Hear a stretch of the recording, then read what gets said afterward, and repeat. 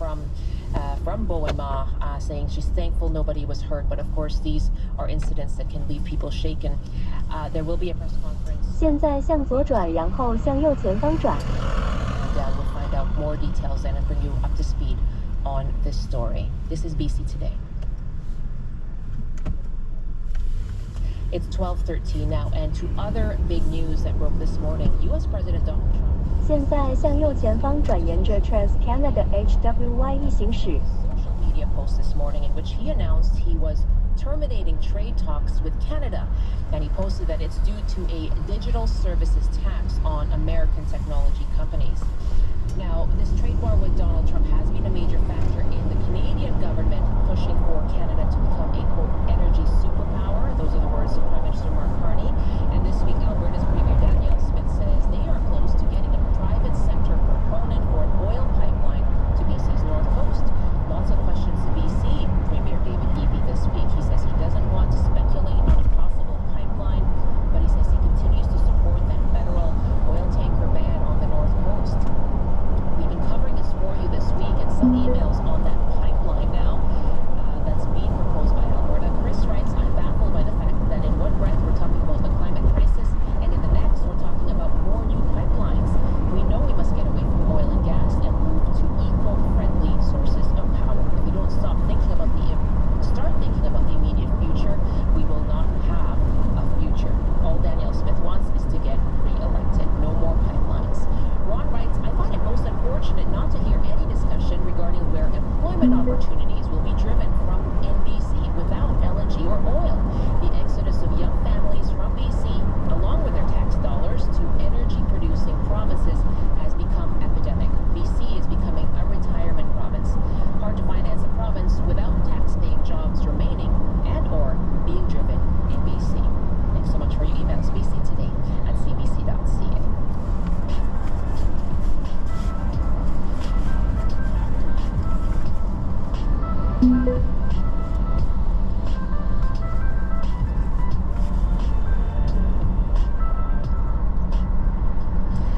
And as you have been hearing, U.S. President Donald Trump is pulling the United States out of trade negotiations with Canada.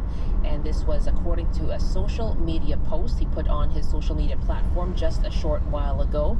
And in this post, Trump wrote, we have just been informed that Canada, a very difficult country to trade with, including the fact that they have charged our farmers as much as 400% tariffs for years on dairy products, has just announced that they are putting a digital services tax on our American technology companies, which is a direct and blatant attack on our country. They are obviously copying the European Union, which has done the same thing and is currently under discussion with us also. Based on this egregious tax, we are hereby terminating all discussions on trade with Canada effective immediately. We will let Canada know the tariff that they will be paying to do business with the United States of America within the next 7-day period.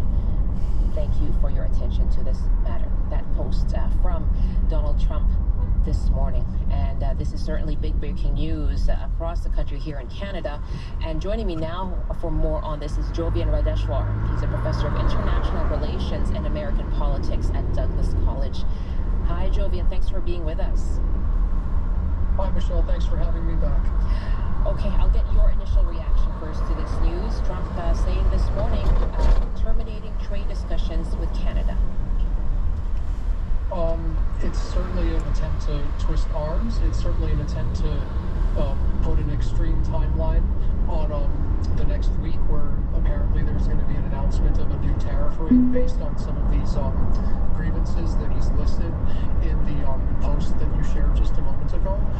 He obviously refers directly to dairy and directly to the digital services tax, and those are two areas that have been, hinted at before as areas that Trump is going to try to expand U.S. economic power in Canada, and now we're seeing that begin. And of course, we also have Canada announcing a few days ago getting closer with the European Union, and we have also, of course, Mark Carney's successfully getting the bill C5 passed through the Parliament to fast track various economic and energy projects around the country, and proclaiming that this is how Canada can start to ago, he was on CNN saying that he thinks that Trump is not going to try to annex Canada anymore. So, of course, this is all, I think, an important context to keep in mind for trying to make sense of what Trump is trying to achieve now. Well, trying to make sense is right. At the G7 just last week, there seemed to have been, quite cordial diplomatic relations between Mark Carney and Donald Trump. They held a press conference together, and Donald Trump acknowledged their different approaches, but it still seemed to be quite complementary. How surprising is this news today? It's a bit shocking. I'm not entirely personally surprised by it. I feel that the sovereignty debate is something that Trump has certainly never moved past. If we think about the also recent developments out in Alberta around possibly some levels of increased polling support, especially in rural areas in Alberta, for various forms of either separation or just independence or sovereignty in Alberta, we can see that there's an attempt to also drive a wedge into Canadian politics, because on the one hand, we have the dairy sector, which is quite powerful in Quebec, and Mark Carney's minority government really heavily depends on both liberal votes that got MPs in Quebec, and also the Bloc's willingness to give Carney time to govern with a minority, so sort of informally agreeing to not put forth a vote of no confidence. Alberta wants its own sovereignty as well, and is often invoking the Quebec model to say what it wants. And at the same time, we know that the C5 bill for energy projects is something that Quebec has objected to in terms of forcing pipelines onto Quebec. And we know Dave Eby has also said that he's not a fan of changing Bill C-69 and allowing for pipelines to be built over the provinces. He's just a few days ago. So this sets up a situation where Trump can really break Canada's fragile coalition governing order and possibly encourage separatist sentiment in Alberta.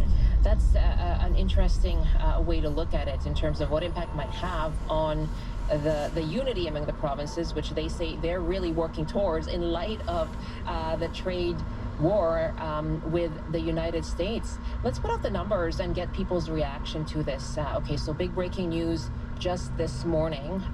Donald Trump posted on his social media platform, Truth Social, that he would be terminating all discussions on trade with Canada effective immediately. Okay, and so as you can imagine, lots of reaction pouring in on that across the country, and especially in Ottawa. Love to hear from you. Your reaction to this announcement from Donald Trump. How should Canada respond to the U.S. president ceasing trade discussions on social media today with Canada? 1-800-825-5950-604-669-3733. You can hit pound 690 on your cell phone. You can also email BC Today on cbc.ca. And that's BC Today at cbc.ca. My guess is political scientist Jovian Radishwar. And perhaps let's go through some of the points that he makes in that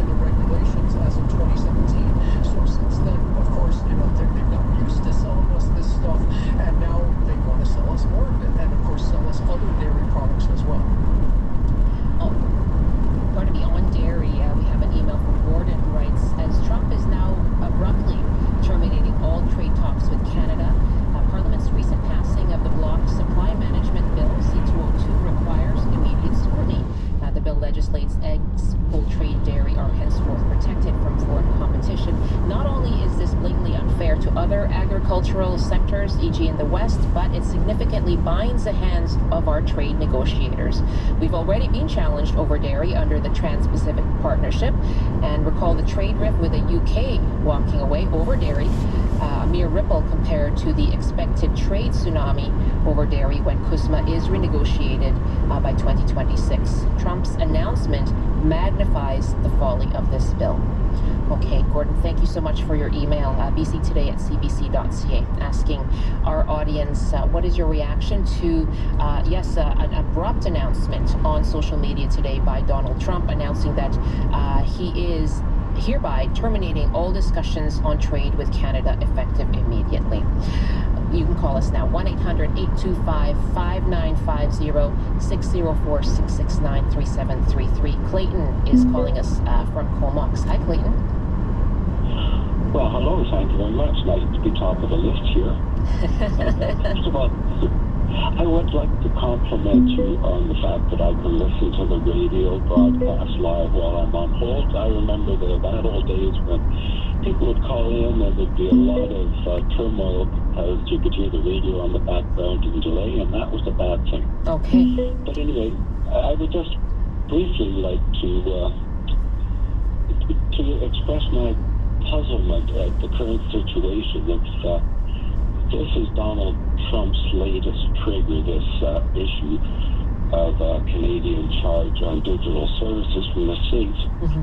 Why don't the digital services just quietly take Trump aside and tell him that, yes, they will pay this Canadian surcharge, they will add the amounts that they charge Canadian customers for this service. Canadians will accept it because what else are they going to do? And everything is good. Trump can go and find some other issue. Canadians can pay the surcharge that's going to our government, and everybody can live happily ever after. That's about all that's my thoughts. Okay, Clayton, thank you very much. I guess he's talking there, Jovian, about kind of, going around Donald Trump in a way, right? Those kind of backroom negotiations. What do you make of the point that he's making there? Well, the digital services tax is 3% on revenue earned from their operations in Canadian markets. And on the one hand, the caller has a fantastic peacemaking sensibility, a cooperative sensibility, which I think is wonderful. I applaud it and I would support it in some ways, except it also would concede essentially that political power has the ability to dictate these kinds of outcomes, right? Because if the Canadian consumer then has to pay an additional 3% or whatever it would be that would cover the exact cost of the tax, that's something that would mean essentially that, these companies have the power to do that, and the cost is put onto us. So actually that would be a successful political sort of railroading of Canada and the Canadian consumer.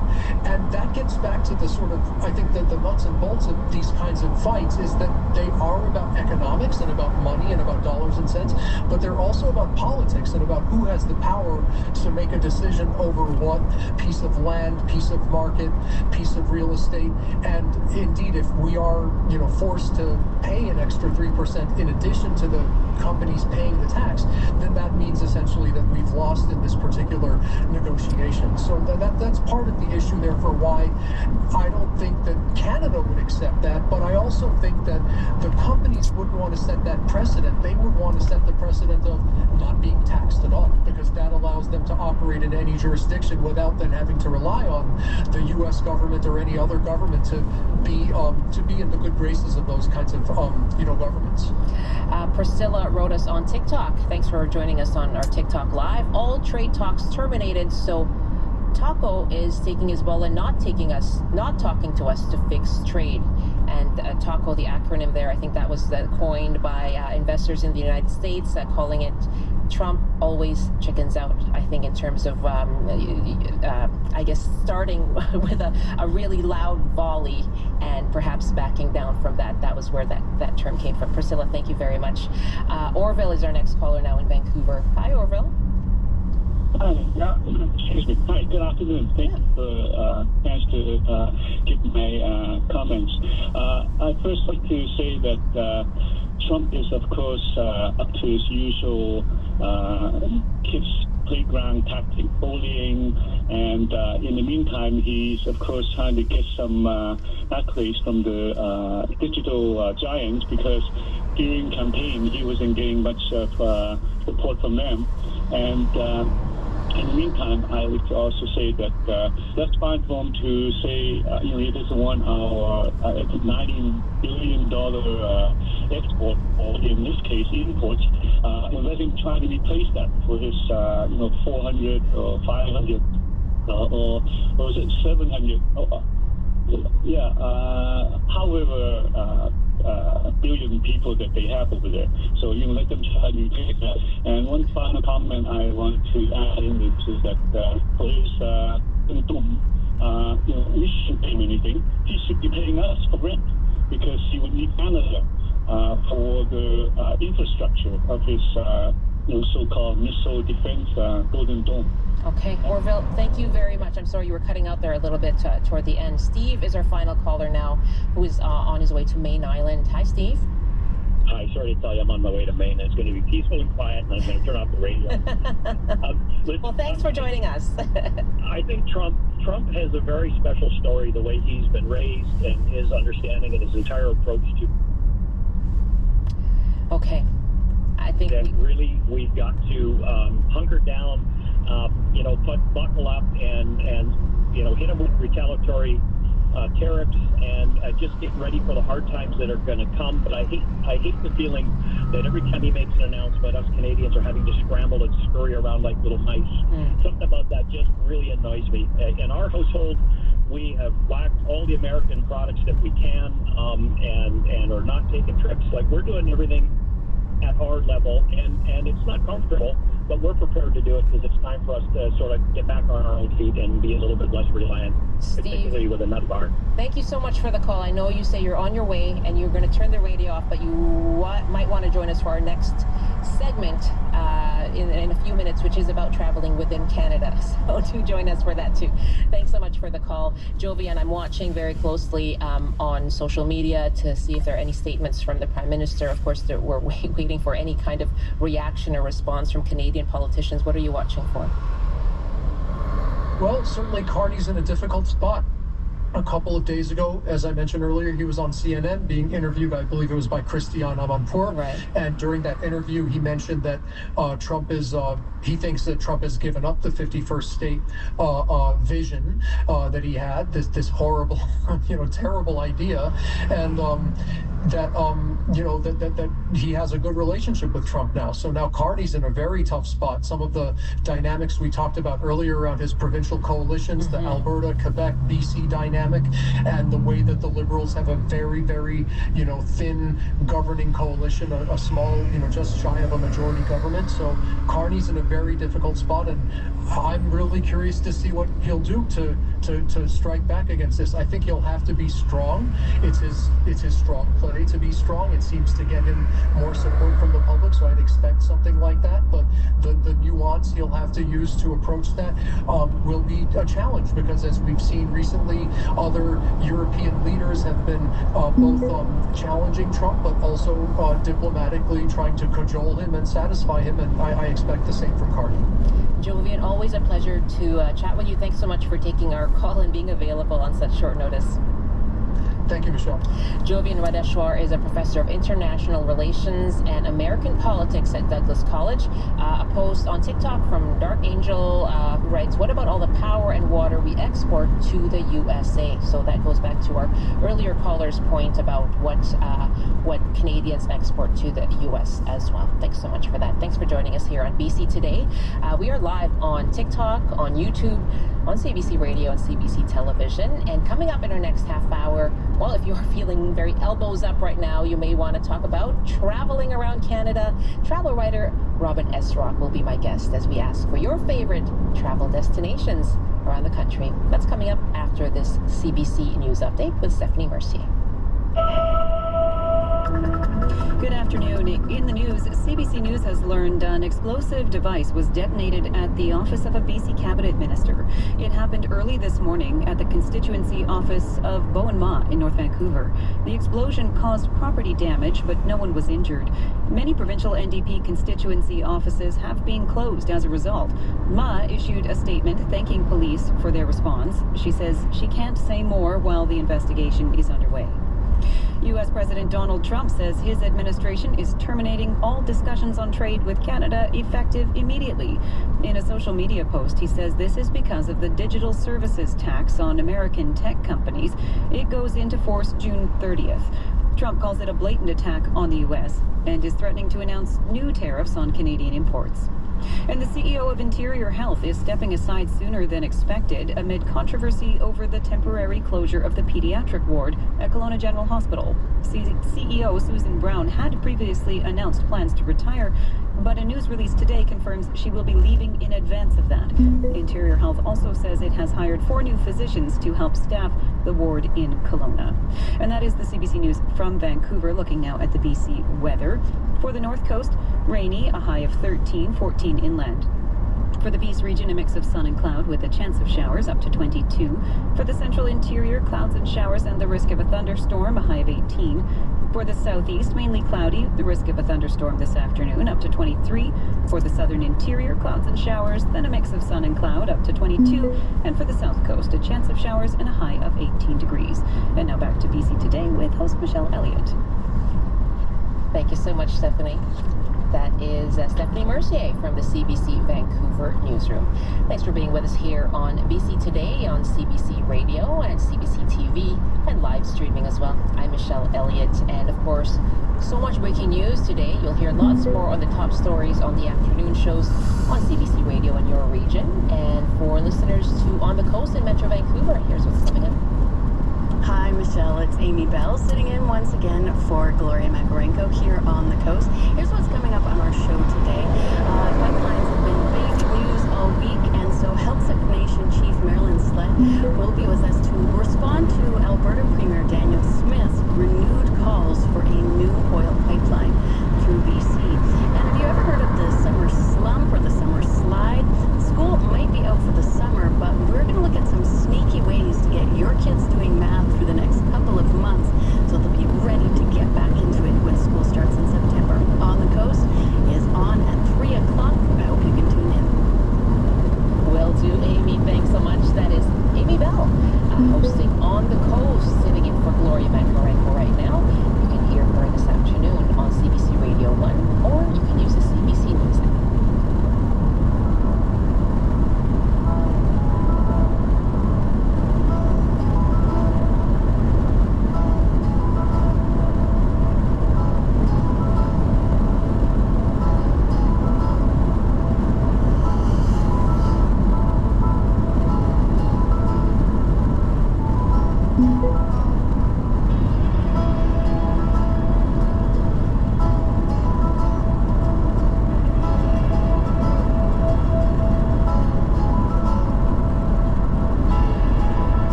Away from the first long weekend of the summer, and perhaps you're traveling somewhere. We know that travel to the United States has become less common, perhaps amid the trade war. We want to hear from you now. Where is your favorite travel destination within Canada? And what are you suggesting? Where are you heading off to? You can give us a call, 1-800-825-5950, 604-669-3733. You can also hit pound 690 on your cell phone. By email, we're at bctoday@cbc.ca. And if you are joining us on our TikTok Live, feel free to leave your favorite Canadian travel destination on there. Joining me now is travel writer Robin Ezrock. Now, he's author of The Great Canadian Bucket List, among so many others. He happens to be joining us on a bike trip right now. Is that right, Robin? That's right. That's right. It's the Great Canadian Canada Day Long Weekend Road Trip. With a long title, And where are you right now? Right now, I pulled off the side of the road in Squamish, and we're going to Lillooet tonight, then Revelstoke and Nelson and Osoyoos, back to Vancouver. Wow. How long is that all going to take you? 4 days of riding. Wonderful. And to me, this is like some of the most incredible roads anywhere, not just in Canada, but in the world. So really looking forward to it. What makes it so incredible? It's the, first of all, the terrain is quite diverse. Right now I'm on the Sea to Sky Highway. Then it's going to get hotter and drier. The Fraser Canyon, the landscape gets more arid. Going into the Okanagan, back into the mountains. So you see quite a diversity of terrain. The roads are in great shape. Not a ton of crazy amount of traffic to make it dangerous. I'm in a large group. And we're popping into these little communities along the way and towns, and food is great. There's a vibe. Absolutely. I love it. I agree with you completely on the terrain. You can't beat that view from the sea to sky. The change in the landscape, the winding roads as you head into the interior, for sure. I know I've stopped by for honey, of all things, over around Marin. We actually have a question here for you from Jeff, who's asking about photography. And Jeff asks, I love using portrait mode on my iPhone, but would you suggest another setting for travel? And he says he loves your work. Thank you. Portrait mode is this little secret when you're taking pictures of people that many people don't realize. If somebody gives you a phone and says, can you take a picture of my family with this in the backdrop, slap on their portrait mode if they're using an iPhone, and they're going to look at you and go, wow, how did you do that? When you're taking photos, I always think it's about what you're taking a picture of as opposed to the technique. You don't have to be a brilliant photographer, know your f-stops and your exposure. You just really have to be looking at something special, try to get it in the frame and capture that moment. But also remember to live in the moment. That's important too. That's so true. So sometimes it's that dilemma between, do I stop to take the photo or just watch this moment and be in it? For yourself, Robin, I know you just talked about the roads and the terrain around BC being some of the best in the world, but where are your own favorite destinations around Canada? Canada's so diverse, and every province is almost like a different country. I've spent about 12 years now traveling to every province and territory, looking for unique experiences you can't do anywhere else. So every province that I visit has, well, not just 5 or 6 dozens of incredible things to do. What really attracted me, when I think about my top 3, the energy that I felt up in Haida Gwaii, just amazing. They call it the Galapagos of the North, and I've been to the Galapagos and I thought, yeah, that's about right, but the Galapagos doesn't have the Haida people, doesn't have the art and the culture and the indigenous experiences there. The East Coast Trail in Newfoundland is not like the West Coast Trail. It's very different. It's a series of day hikes through communities along the Avalon Peninsula, seeing whales breaching off the coast, gorgeous landscape, and just a wonderful way to discover the rock, the island of Newfoundland. Oh, I can't imagine watching a whale breaching off the coast. That is a moment where you say, I'm just going to enjoy this moment and not bother pulling out my phone or my camera. Let's take a call now. My guest is the renowned travel writer Robin Esrock, author of The Great Canadian Bucket List and so many others, asking you what are your favorite travel destinations in Canada. And if you're heading somewhere for this Canada Day long weekend, if you've taken Monday off as well, love to hear from you where you're heading. 1-800-825-5950, 604-669-3733, or just hit pound 690 on your phone. By email, we're at bctoday@cbc.ca, and on TikTok we're live as well, so do leave your comment there. We have an email from Heather who writes, we're off on the U-Chuck delivery boat off Vancouver Island last week at the Infinite Winery. Oh, fantastic. In Osoyoos, as it was great. In the past, we really enjoyed a trip to the Hazelton area. Just beautiful. Heather, thank you very much. Have a wonderful trip. Heading off to Vancouver Island there. And let's take a call from Janet in North Delta. Hi, Janet. Hi. I would like to tell you about my friends that came to visit Canada from Switzerland. And we took them to the prairies in Alberta and Saskatchewan. southern Alberta, Saskatchewan, and he was so amazed how beautiful. He had never seen a prairie. The sky? And he kept saying, yes, and he kept saying, look at the sky, look at the sky. Yeah. Oh my gosh. You know, until you see it through somebody else's eyes, you don't realize the beauty we're in. Wow. And your friend, Janet, from Switzerland, what do you think was the impression he left with about Canada? Well, he knows British Columbia very well, you know, because we've showed him a lot. He loves it here, and he actually became a Canadian citizen in the past. He moved back to Switzerland for work, but he's so proud to travel with a Canadian passport.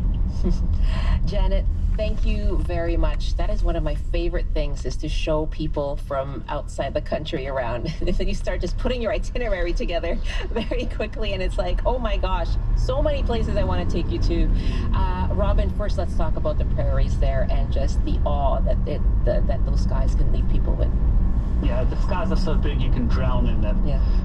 You know, and whether that's just driving through the prairies, which has its own special charm, and people are so lovely. And then there's like, you know, unique experience of like Little Manitou Lake. Canada's got its own Dead Sea. It's a saltwater lake. You can also float on your back effortlessly. You can cover yourself in mineral-rich mud. That's north of Saskatoon. You know, going to the big muddy Badlands in Saskatchewan. This has got this steeped in history with outlaws, where they used to steal cattle and horses and store them in these caves. That's great stuff, and totally underrated. You know, we're an underrated country with underrated provinces and underrated experiences. And I always tell people, you know, when you go into somewhere like Saskatchewan or Manitoba, you know, your expectations are kind of low. You're not expecting something that's world-class because you don't ever hear it in that context, and then you're blown away. Yeah. So we're a country that tends to under-promise and over-deliver. It may be changing, at least for this summer. I'm getting some news and numbers from YVR saying they're expecting their busiest summer yet. So, that may be something people will do over the summer, is head over and watch those prairie skies. Taking your calls, your favorite Canadian destinations as we inch our way toward Canada Day. 1-800-825-5950, 604-669-3733. You can also hit pound 690 on your cell phone, or email bctoday@cbc.ca. And on TikTok, West Coast for Life. Wow, West Coast for Life. Posted, how about Niagara Falls? Question mark. Fantastic place. And I think the thing about Niagara Falls, that the impression I was left with, Robin, is just, it is just majestic to see, but also just a little, the town around it is just so charming and lovely as well. Yeah, I think we underestimate just how big and beautiful and spectacular the falls are. Hence, all, you know, the industry that's been built up around it. And, you know, it's got that kind of, it's kind of cheesy, where lots of tourists go. But yeah, because when you see the falls, or, you know, if you get on the boat and go right into the midst of it, it's a global bucket list experience. You know, it's one of the greatest waterfalls, and the experience, the power of it. And I don't begrudge anybody for wanting to go anywhere. You know, it's all about what you're interested in.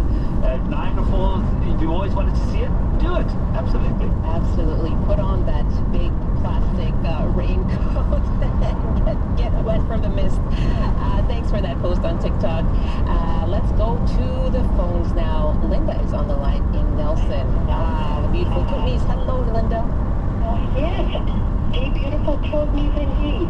One of our favorite spots, which we go every weekend, through Castlegar, up through to Nelson, all the way up to Caslo, split through there to New Denver, and then up through Nakusp, and then back through the Montreat through Vernon. You go through 3 different lakes. You go through at least 2-3 different hot springs. Like, it is gorgeous. Gorgeous. My personal favorite place, I would have to say, I've been to the Maritimes once. We went to Talk in the Beach. We saw the potholes. Halifax,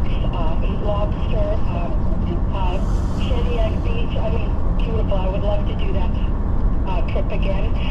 But one note that I would like to say from the previous program that you had, I think it would be a marvelous idea, short notice, but if we could get a couple of full in-surge mounties at every border and show our solidarity to the U.S., because we're never going to make Donald Trump happy, because Donald Trump isn't happy.